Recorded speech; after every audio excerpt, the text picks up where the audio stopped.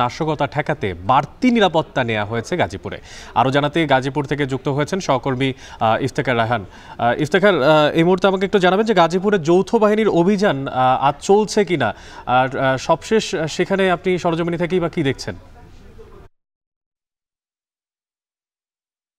অনেক সকাল থেকে আমরা কিন্তু আহ, পুরো গাজীপুরের যে শিল্প এলাকাগুলো সেগুলো ঘুরে দেখছিলাম।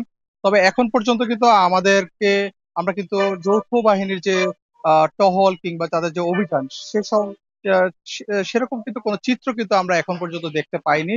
তবে আজকে সকাল থেকে বৃষ্টি হচ্ছিল, যার কারণে কিন্তু আমরা দেখেছি যে কোথাও কিন্তু এখন পর্যন্ত কোনো আন্দোলনের কোনো সংবাদ কিন্তু আমরা পাইনি। তবে কিছুক্ষণ আগে কি অর্থাৎ এখন থেকে 1 ঘন্টা আগে গাজীপুরের যে গাজীপুরা বাস স্ট্যান্ড এলাকা সেখানে কিন্তু চাকরি প্রত্যাশী বেশ কিছু যুবক, 50 থেকে 60 জন যুবক, তারা আন্দোলন শুরু করে এবং তারা চাকরির দাবিতে আন্দোলন করে। এক পর্যায়ে তারা ঢাকা ময়মনসিংহ মহাসড়কটি বন্ধ করে দেয়। তখন বন্ধ করে দেওয়ার পরে যানজটের সৃষ্টি হয়। এক পর্যায়ে পুলিশের সদস্যরা সেখানে গিয়ে তাদেরকে বুঝিয়ে সরিয়ে দেন।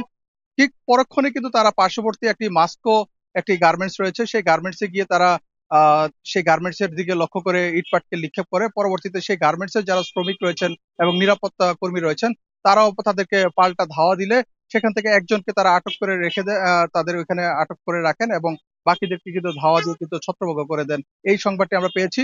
এছাড়াও গাজীপুরের যে কাশিমপুর এলাকা রয়েছে সেখানে ডিবিএল ফার্মাসিউটিক্যালস কোম্পানি রয়েছে, সেই কোম্পানিটিতে শ্রমিকরা বেশ কিছু দাবি দেওয়া নিয়ে কিন্তু সেখানে কারখানার ভেতরে কিন্তু আন্দোলন করছেন বলে আমরা তথ্য পেয়েছি। তবে মহাসড়ক কেন্দ্রিক যে গার্মেন্টস গুলো রয়েছে সেখানে এখন পর্যন্ত কোনো ধরনের আমরা আন্দোলনের কোনো তথ্য পাইনি এবং মহাসড়ক এখন কিন্তু এর আগে যখন মহাসড়কে যখন আন্দোলন হচ্ছিল তখন কিন্তু যে মহাসড়কে যানবাহন চলাচলে কিছুটা বিঘ্ন হয়েছে, যে কারণে কিন্তু এখন দেখছি যে যানবাহন চলাচলের ধীর গতি রয়েছে। তবে এখন কিন্তু যান চলাচল স্বাভাবিক হয়ে আসছে ধীরে ধীরে।